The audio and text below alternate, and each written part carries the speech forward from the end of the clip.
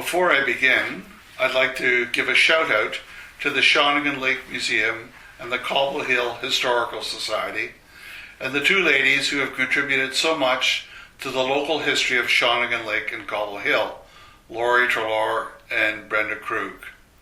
My name is John Orr, and I'm one of those dreaded Easterners from Ontario by way of Nova Scotia. The reason that I'm here today is because of my wife, Sherry, who is a descendant of the Alfred family who logged and farmed in this area. Sherry's great uncle, Ernest Alfred, died in the First World War, and I was interested to know whether his name was inscribed on the South Cowichan Cenotaph. As it turns out, his name is not there, presumably because he was raised in Victoria. However, Ernest had a strong connection with Shawnigan Lake through his older brothers, Frank and Ray Alfred, who were intimately involved with the development of this community and the local Farmers Institute. During a visit to the Shawnigan Lake Museum one day in 2014, I made a rash promise to Laurie Trelaw to research the names on the cenotaph and deposit the results with the Historical Society. Well, what began as a simple project has developed into a fairly complex undertaking. My talk is about the South Cowichan Cenotaph and the 27 fallen of the First World War who are recorded there. The talk will take about 45 minutes, and I will discuss each of the individuals in the sequence in which they died. I'd like to stress that this is very much a work in progress, and I would encourage you to let me, Laurie, or Brenda know where I have made mistakes or, more hopefully, what additional information you can provide, especially photographs. As is the case in most historical research, I am deeply indebted to those that have been this way before. The Cowichan Valley Museum and Archives in Duncan holds a great deal of relevant information, especially the collection The Men of the Cowichan Valley in World War I, compiled by the Reverend Jim Short, largely from obituaries in the Cowichan Leader. Mr. Tom Patterson has also done a great deal of work in this area. There are several others who have helped along the way, especially Dr. Juliet McMaster, who helped with the Hook family information, and Dr. Linda Quinney for her assistance regarding Dorothy Twist. And of course, Library and Archives Canada provided most of the primary source material consisting of attestation papers and service records. Before I begin, I should address the why bother question. The First World War was a cataclysmic event which affected the balance of the history of the 20th century, and certainly in the Middle East we are dealing with its aftermath to this day. Whether it was the end of the Victorian and Edwardian eras or marked the true beginning of the 20th century is a matter that is still being debated.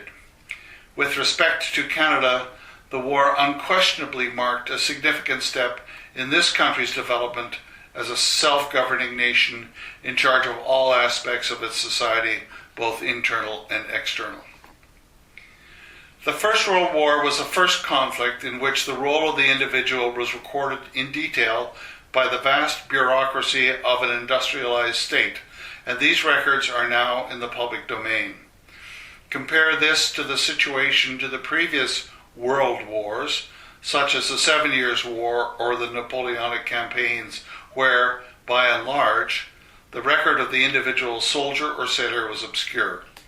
Furthermore, through the internet, the records of these individuals, that is, these individuals involved in the First World War, are available online, thereby easing the researcher's task. And an amazing amount of contemporaneous material, such as diaries and published accounts, are also available. Finally, and most importantly, the records of these individuals shine a light on the communities in which they lived. As such, it is an important aspect of local history and gives us an idea of what life was like here before and during the First World War. Just one further word. This is the record of the fallen. It would be intriguing to examine the history of those who survived the First World War, but unfortunately there is not as much detail to cover their story, and so we will limit our discussion to those whose names appear on the cenotaph.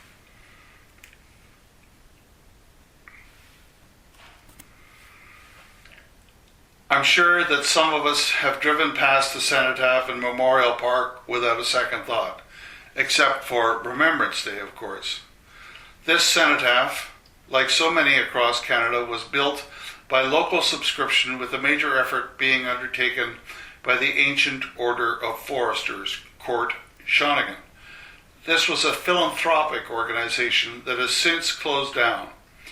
It was the foresters who decided what style the memorial should be and, most importantly, whose names should be inscribed on the cenotaph.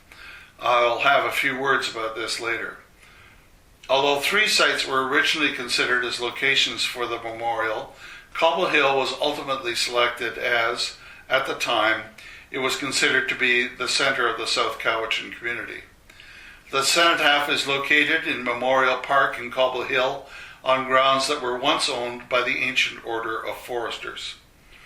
The Vancouver firm of Peterson, Chandler and Stevens was engaged to design and erect the cenotaph, and work began late in 1919 and it was completed in early 1920.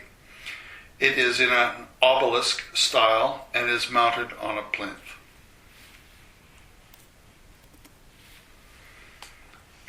On the day of the dedication, Sunday, 15 February 1920, Premier John Oliver stood in for Lieutenant Governor Colonel the Honourable E.C. Pryor, who was ill with influenza.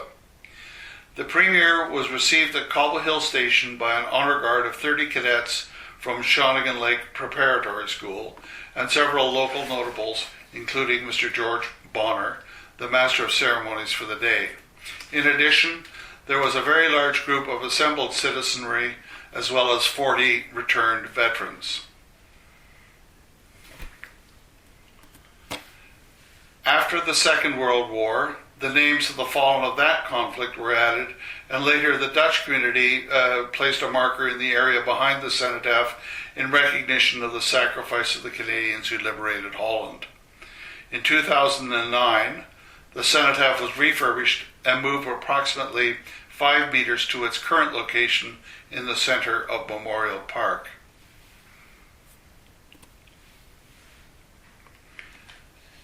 These are the names of the fatalities of the First World War from South Cowichan. For each name, I have composed a page made up of the memorial page from the Commonwealth War Graves site, as well as an extract of personal data from the attestation papers that the individual signed on enlistment. In some circumstances, I will talk about the actual battles in which the troops were engaged, as is the case for the Battle of St. Julian in 1915, in which 5 men from South Cowichan were to die.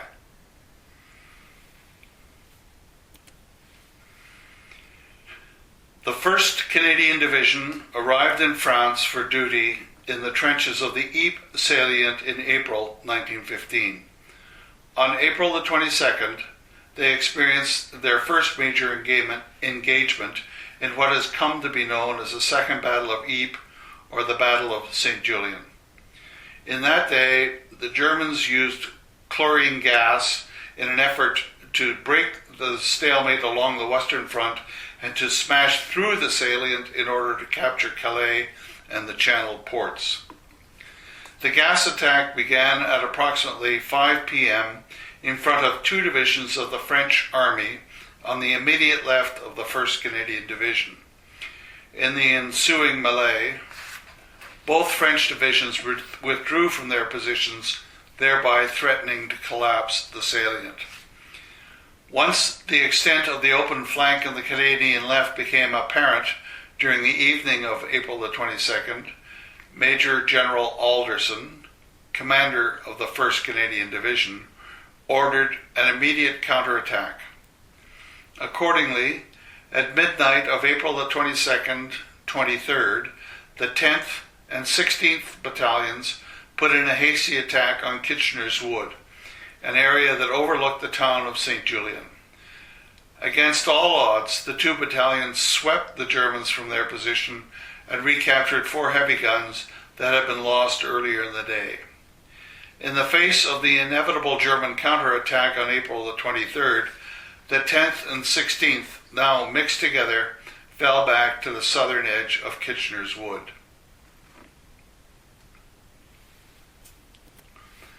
It was during the fighting of the night of 22nd, 23rd April in Kitchener's Wood that Private Thomas James Young of the 16th Battalion lost his life. The battle was so ferocious that his body was not recovered, and he is commemorated, along with the other missing, on the Menin Gate in Ypres. Young was born in the UK in 1891, and prior to coming to the Cowichan Valley had served for 8 years in the Royal Navy.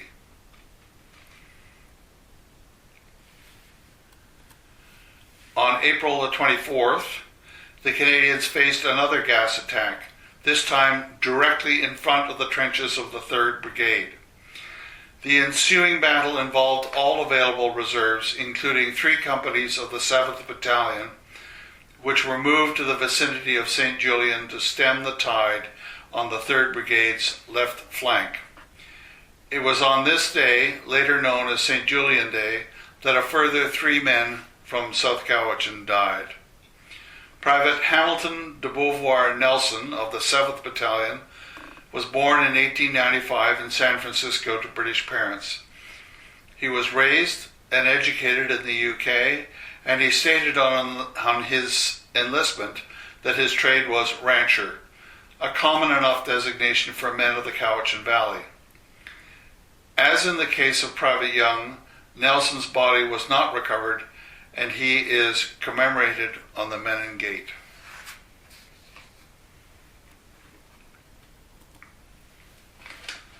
Private Horus Leslie Ravenhill of the 7th Battalion was born in the UK in 1889, and prior to moving to Shawnigan Lake with his father and 2 aunts in 1910, served for a year in the 7th Battalion of the Cheshire Regiment. When he joined up, Ravenhill described his trade as bushwhacker, no doubt an accurate reflection of his occupation as he and his father sought to tame the wilds of Shawnigan Lake. Once again, Ravenhill's body was not recovered, and he is commemorated with his mates on the Menin Gate. Lieutenant Napier Arnott Jessup of the 7th Battalion was born in the UK in 1888 and emigrated to Cobble Hill, where he first worked at Hill Farm before becoming a stockbroker with the firm of Hall and Floyer in Victoria. Prior to the war, he served with the 6th Battalion, the Bedfordshire Regiment, and the 2nd County of London Yeomanry. In Canada, he joined the 88th Regiment, or the Victoria Fusiliers, and was serving with that unit on strike duty in Nanaimo from August 1913 until the outbreak of the war. When he joined up, he described his trade, rather enigmatically, as gentleman. His body was recovered after the battle, but was initially unidentified. When individual graves were consolidated after the war, his remains were identified through a locket and chain and his battalion and rank badges. He is buried in Oost-Taverna Cemetery, Belgium.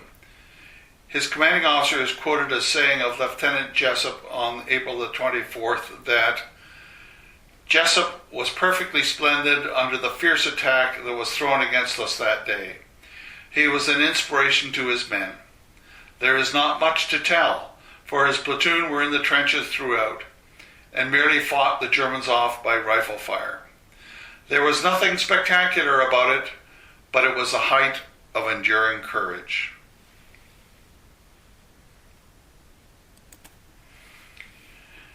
Our final South Cowichan fatality of 1915 was Corporal Arthur Emile Jones.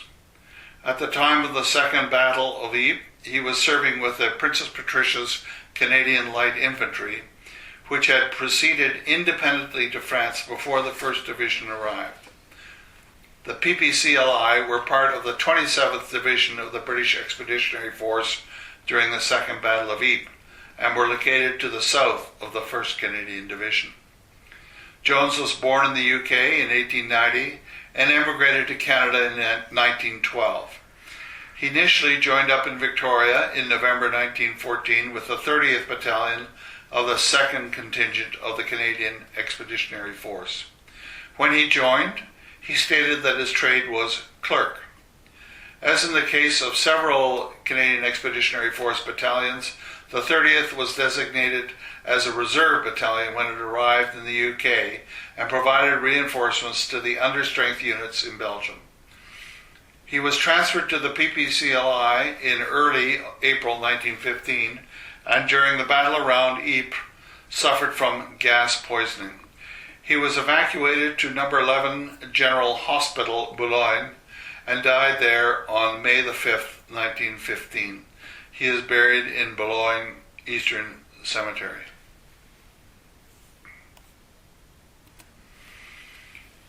At the end of 1914, the situation on the Western Front had entered a stalemate as the opposing armies of the Central Powers and those of the French and British Empires dug in along a line from Switzerland to the English Channel.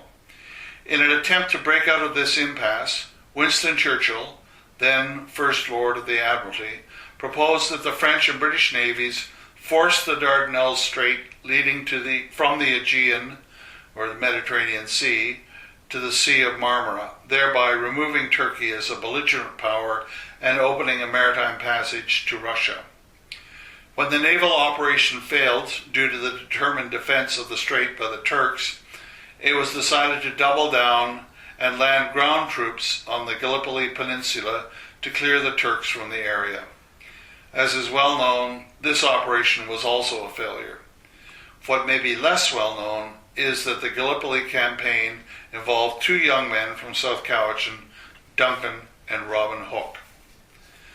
The Hooke family emigrated from England to Vancouver Island in 1910 and established a farm in Cobble Hill.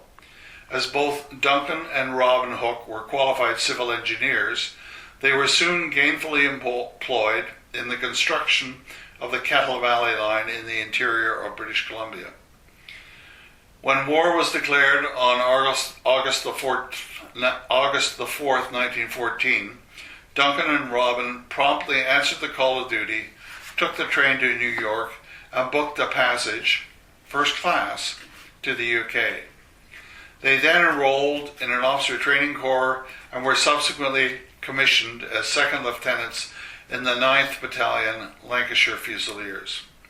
The 9th was one of the first units of Kitchener's New Army, named after Lord Kitchener, Secretary of War, who had accurately forecast that the First World War would not be over quickly and would require large-scale mobilization of the populace.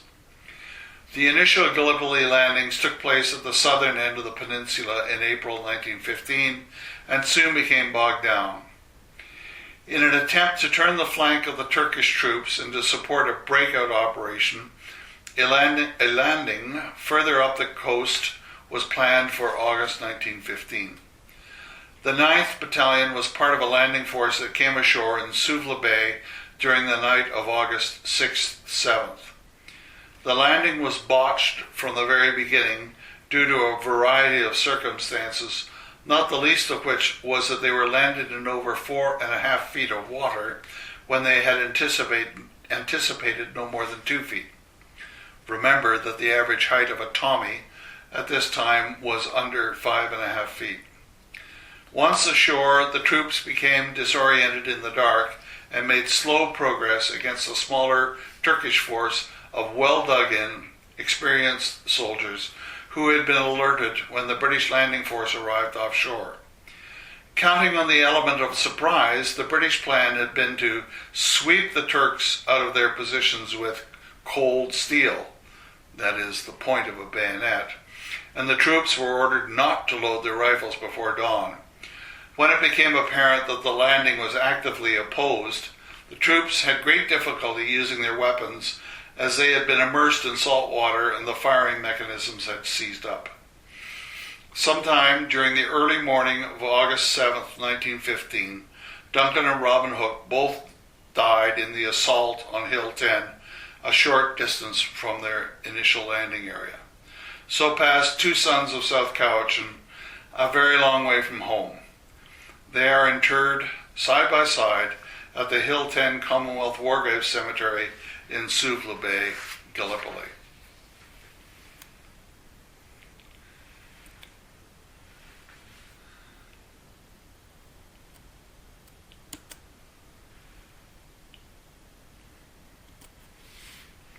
We now move on to 1916, the year that featured the disaster of the Battle of the Somme, which began on the 1st of July. But before that, the Canadians had to face further combat in the Ypres salient. Arthur Reginald Phillips joined the 67th Battalion, Western Scottish, in November 1915. His attestation papers indicate some of the hazards related to researching these men. His papers, which he signed, indicate that he was born in Cheltenham, South Wales. In fact, he was born in Cheltenham, Gloucestershire. Why this error occurred, I have no idea, although I suspect a rushed procedure and a sloppy clerk. Phillips was older than most recruits and was married. His wife lived in Victoria, and he gave his trade as rancher. The 67th was initially structured as an infantry battalion. On its arrival in England in April 1916, the 67th began its advanced training to take its position in the trenches on the Western Front. Phillips arrived in England on the 11th of April 1916, and shortly thereafter he contracted an infectious disease. He died on the 26th of April in the isolation hospital at Aldershot without ever getting to the front. He was the first member of the 67th Battalion to die overseas, and his death is a useful reminder that not all deaths were attributable to enemy action.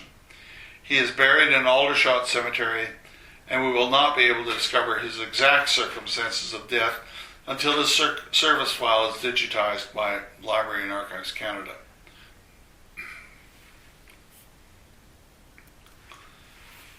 Joseph Newenham was born in Staffordshire, England in 1875. He apparently spent his youth in the United States and arrived in British Columbia around 1904. His family settled in Cobble Hill, and he joined the 88th Regiment, the Victoria Fusiliers, prior to the outbreak of the war. When he joined up, he entered the 62nd Battalion, and shortly after the arrival of that unit in England in April 1916, it was broken up. Newenham was transferred to the 2nd Canadian Mounted Rifles Battalion, a mounted infantry unit that had become an infantry battalion of the 3rd Canadian Division. Shortly after Newenham joined his unit, which was still in the Ypres salient, the 3rd Division was heavily attacked on the 2nd of June in a battle known as the Battle of Mont Sorel. The Germans had mined the Canadian position, and there was great loss of life. Newenham was wounded early on during the battle and was evacuated to number 13 Stationary Hospital in Boulogne, where he died of his wounds. He is buried in the Boulogne Cemetery. John Stanley White was born in Ipswich, Suffolk, England, in 1890. Prior to the war, he served with the 88th Regiment and joined the 7th Battalion as a private soldier in Valcartier at the outbreak of the war. Although he was single when he enlisted, very shortly after the battalion arrived in England, he married Mary Meredith. One can only imagine the telegrams back and forth. White served with the 7th throughout their time in the Ypres salient, and on the 20th of March 1916 was promoted to temporary lieutenant. The Canadians left the Ypres salient in early August 1916 and went into the line in front of the village of Courcelette in the Somme. They experienced heavy fighting as soon as they entered the trenches, and Lieutenant White was wounded shortly after the 7th arrived. He was evacuated to England and died of his wounds on the 24th of August 1916. He is buried in Kensal Green, London. Jack Douglas Macfarlane was born in Dublin in 1890. He was a teamster and lived with his wife in Cobble Hill. When he joined up, he enlisted in the 29th Battalion, which was based in Vancouver. The 29th made the move with the rest of the Canadian Corps to the Somme in August. On the 15th of September, the attack against Courcelette commenced, and after the village was captured, a meat grinder operation began as the Canadians attempted to advance further to a location that was eventually known as Regina Trench. On the 26th of September 1916, Macfarlane was reported as missing and presumed dead, and following the discovery of his remains, he was listed as killed in action. As an aside, it was on the same day, in the same battle, but in a different battalion, that my wife's great-uncle, Ernest Robertson Alfred, was killed. His body was not recovered, and he is commemorated on the Vimy Memorial.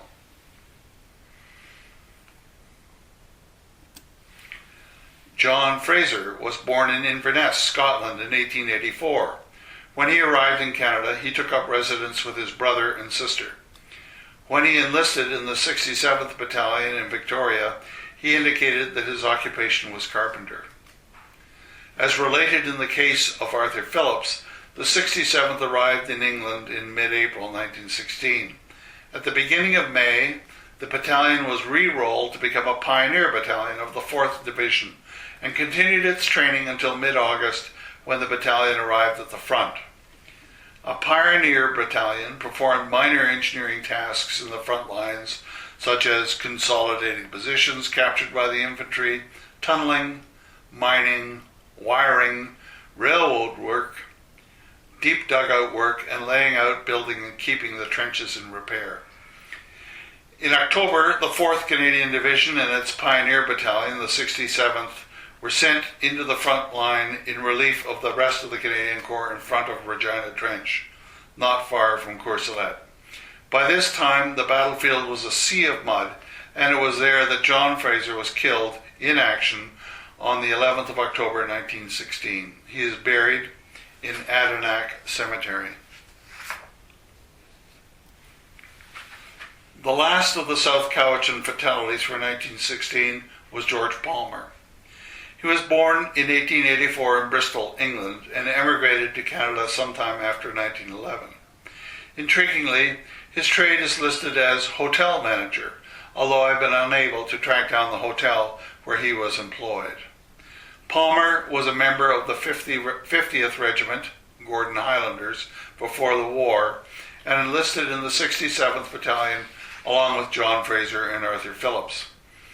As has already been explained, the 67th was engaged in the closing days of the Canadian Corps struggle at the Somme, and Palmer was killed in action by an enemy high-explosive shell on the 21st of October 1916 while he was working north of Courcelette.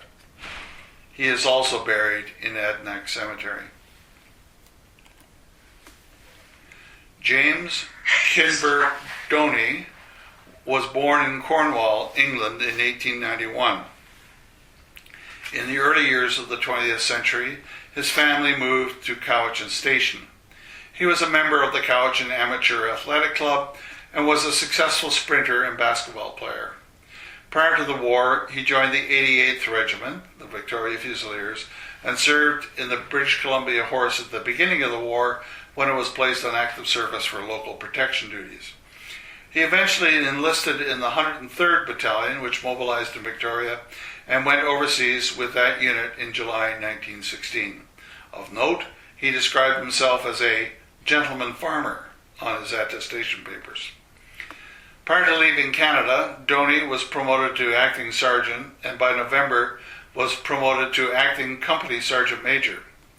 In January 1917, the 103rd was folded into the 16th Canadian Reserve Battalion. With the prospect of getting to the front slowly receding, Dhoni accepted a reduction in rank to private and transferred to the 54th Battalion to see action in France.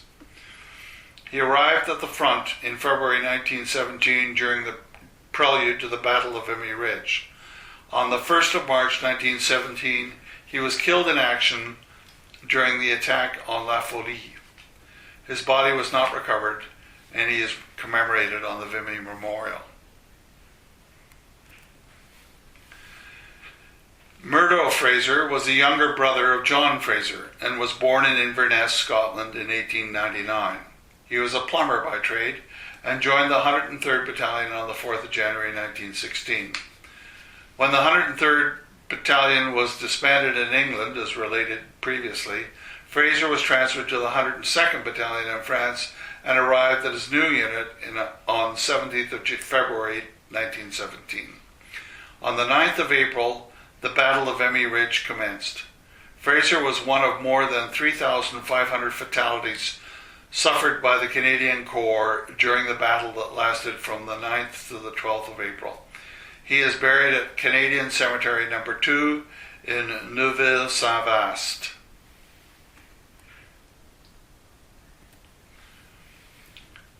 Henry John Gardner was born in London in 1884. He came to Shawnigan Lake in 1906 and had relatives in the area. He was an avid member of the Shawnigan Lake Athletic Association and, according to his attestation papers, was a logger. He also joined the 103rd Battalion in December of 1915 and deployed with that unit to England in July 1916. Gardner transferred to the Canadian Machine Gun Depot in November of 1916 and after completing training was posted to the 5th Canadian Machine Gun Company on the 4th of April 1917. He suffered serious wounds on the 17th of April and subsequently died at No. 13 Stationary Hospital in Boulogne, France, where he is buried. Thomas Edwin Guns was born in Cowichan Station in 1897. He was educated in Duncan and Cowichan Station and helped his father, who was the manager of Pemberton Farms. He joined the 103rd Battalion in November 1915 and indicated that he was a rancher on his attestation form. In November 1916, following the arrival of the 103rd in England, Guns was transferred to the headquarters of the 2nd Division as a groom. He remained there until he left for France to join the 54th Battalion in March of 1917. He was subsequently attached to the 11th Canadian Light Trench Mortar Battery in support of the 54th Battalion and came through the Vimy campaign unscathed. On the 15th of August 1917, while acting as a runner in the vicinity of Lens, he was shot by an enemy sniper. His body was not recovered, and he is commemorated on the Vimy Memorial. Strangely enough, there were no further casualties for South Cowichan during the balance of 1917. I say strangely, since the fall of 1917 saw the horror of the Battle of Passchendaele, in which more than 4,000 Canadians died. Lieutenant Alfred Edwin Hilton Lye was born in 1881 in Trenton, Ontario. He attended the Royal Military College of Canada at the turn of the 20th century and at some point moved to the Victoria area, where he and his wife settled in the vicinity of Cobble Hill. On his attestation papers, he indicated that he was a rancher. In November 1914, Lye joined the 2nd Canadian Mounted Rifles Regiment and proceeded overseas with that unit. As already explained, the Mounted Rifles were soon to be converted to infantry battalions. Presumably, Lye wished to belong to a cavalry unit and not the infantry, so he joined the Fort Garry Horse in September 1915 in England. The Fort Garrys moved to France in February 1916 and formed part of the 1st Canadian Cavalry Brigade. On the 26th of February 1918, Lye died of wounds received in the vicinity of Péronne, France, at number 55 at Casualty Clearing Station, and he is buried at Tancourt, New British Cemetery. Arthur Arthur Freeman was born in Cobble Hill in 1897. He was drafted under the terms of the Military Service Act of 1916 and reported to the 2nd Depot Battalion of the BC Regiment in Victoria in January 1918. On his attestation papers, he indicated that his trade was truck driver. After recruit training, he was sent to England, where he arrived on the 19th of April and was taken on strength by the 1st Canadian Reserve Battalion. He remained there until mid-August, when he was drafted to the 72nd Battalion in France. On the 8th of August, the Canadians had begun the 100 Days campaign, which would take them from Amiens in France to Mons in Belgium in a leapfrog advance across the country. It was a bloody business, but it finally featured mobility on the battlefield and consequently a high rate of casualties. In the opening attack at Amiens on the 8th of August, the Canadians advanced nearly 13 kilometers and caused German General Ludendorff to call it the Black Day of the German Army. Freeman arrived during the advance of the 72nd from Amiens and died on the 2nd of September 1918 while serving as a Lewis gunner. He is buried in Vancouver, British Cemetery.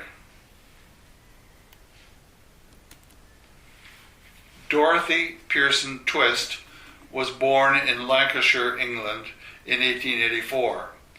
She came to Victoria in 1912 with her brother Hugh, 7 years her elder, and worked as a secretary to the manager of the Imperial Bank in Victoria. Dorothy's parents followed their offspring later and settled in Shawnigan Lake. When the war broke out, Dorothy trained with the St. John Ambulance Brigade in Victoria. Then, accompanied by her brother Hugh, she returned to England and joined a British Red Cross Society voluntary aid detachment in London. The VADs did the unglamorous scut work in the various military hospitals in England and on the continent. They were not particularly welcomed by the registered nurses, who in the Canadian Army held commissions, and who were fighting their own battle for recognition within the medical profession.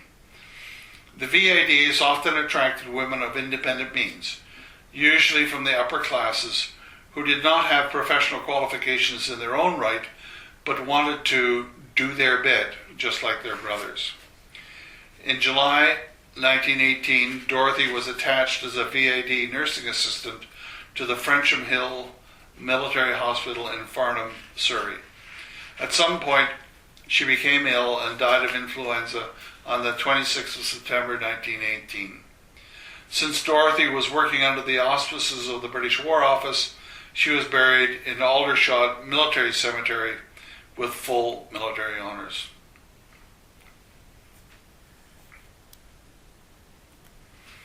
William Herbert Dan was born in Bournemouth in 1885. The Dan family emigrated to Cobble Hill in 1908 and operated a farm in the area. William's father, Herbert Dan, enlisted in the Canadian Army Medical Corps in September 1917 and served in Esquimalt, leaving William and his mother to run the farm. In January 1918, William was drafted under the terms of the Military Service Act of 1917 and reported to the 2nd Depot Battalion of the BC Regiment in Victoria in January of 1918. After recruit training, he was sent to England, where he arrived on the 19th of April and was taken on strength by the 1st Canadian Reserve Battalion. He remained there until late August, when he was drafted to the 7th Battalion in France. On the 27th of September 1918, Dan was killed in action in operations around Bourlon Wood. He is buried at Saint-Le-Marquion British Cemetery. Thomas James Thompson Jeffrey was born in Victoria in 1893. His family moved up to Cobble Hill in 1908, where they took up farming. Like Freeman and Dan, Jeffrey was drafted under the terms of the Military Service Act of 1917. Unlike those two soldiers, Jeffrey's service record has yet to be transcribed, but it is safe to assume that, like them, he reported to the 2nd Depot Battalion of the BC Regiment in Victoria in January 1918.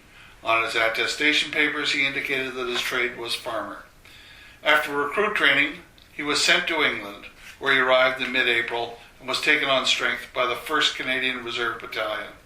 He likely remained there until mid-August, when he was drafted to the 72nd Battalion in France. On the 29th of September 1918, while in the village of Saint-Cour, he was killed in action by a rifle bullet. His body was not recovered, and his name appears on the Vimy Memorial. Edward Oswald Shawnigan was born in Grand Forks, BC. At some point, his mother took Edward to England, and they both appeared there in the 1901 and 1911 censuses. Later, Edward joined his cousin in Mill Bay and worked as a farmhand until he joined the BC Horus for local protection duties in July of 1915. Shortly afterwards, he joined the Canadian Cyclists, one of the more obscure units in the First World War. They were intended to operate as mounted infantry and were attached to each division. Shawnigan went overseas with the Cyclists and eventually transferred to the Canadian Machine Gun Corps. He was serving with the 1st Battalion of the Canadian Machine Gun Corps on the 1st of August 1918 when he was shot in the chest and is buried in Saint-Cour British Cemetery. Geoffrey Hook was the youngest brother of Duncan and Robin Hook, who died at Gallipoli in 1915. Like his brothers, he was born in Surrey and emigrated with them to Cobble Hill around 1910. Geoffrey decided that he would not follow his brothers into the infantry and instead joined another unique organization of the First World War, the Royal Flying Corps, Canada. RFC Canada was established as an imperial unit operating in Canada without reference to the Canadian government, but recruiting Canadians and Americans to join the Royal Flying Corps to serve on the Western Front. RFC Canada had been set up in the aftermath of the Battle of the Somme in 1916, when it became apparent that there would need to be a vast expansion of the British flying services to handle the demands of modern warfare. RFC Canada can claim to be the precursor of the Royal Canadian Air Force and the British Commonwealth Air Training Plan of the Second World War. It can also claim to have laid the foundation for the Canadian aviation industry. Geoffrey joined as a cadet in Toronto in October 1917 and went through the cycle of training, quite possibly deploying to Texas in the winter of 1917-1918. He received his wings on the 10th of March 1918, and as in the case of military flying schools to this day, Geoffrey was retained in Canada as an instructor and never deployed overseas. On the 11th of March, he was appointed to the RFC Canada Aerial Gunnery School at Beamsville, Ontario, to instruct in advanced aerial fighting. On the 2nd of May 1918, Hook was involved in a mid-air collision with another aircraft about 200 feet above the ground. Both instructors survived the accident, but both students died. Hook was sent home to Cobble Hill to recover from his injuries and died there on the 4th of October 1918. He is buried in the churchyard of St. John the Baptist Anglican Church in Cobble Hill. James McClurg Jr. was born in Cobble Hill in 1892. While little is known of his family, when he enlisted in the 88th Battalion in December of 1915, he indicated that his trade was logger. Whether he went overseas with the 88th will not be known until the service record is transcribed. What is known is that he eventually died in the Royal Jubilee Hospital of pulmonary tuberculosis on the 29th of April 1919 and is buried in Ross Bay Cemetery. As previously mentioned, it's useful to remember that not all the deaths of the First World War were due to enemy action, and tuberculosis in the years before the development of penicillin was a particular threat. We now have two unidentified names that appear in the South Cowichan Cenotaph: C. Newling and W. Perun. I have searched high and low for these men and have yet to discover anything. Of note, they do not appear on the Cowichan Valley Cenotaph in Duncan. These unidentified names speak volumes about the way that the lists of the fallen were put together, usually by public appeal, without the benefit of a central registry. Of note, a number of those that we have talked about today appear on more than one cenotaph in Canada or the United Kingdom. Before I conclude, I would like to draw your attention to the following slides, which attempt to provide a big picture for us. This slide shows the dates of birth of those that we have discussed.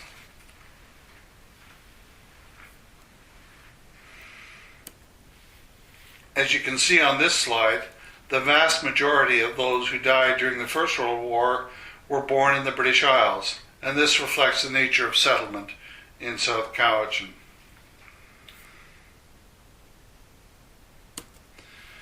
This slide shows that the vast majority of volunteers came forward in the early years of the war, and that by the end, when even more reinforcements were needed, the manning pool was empty, thereby necessitating the enactment of the Military Service Act.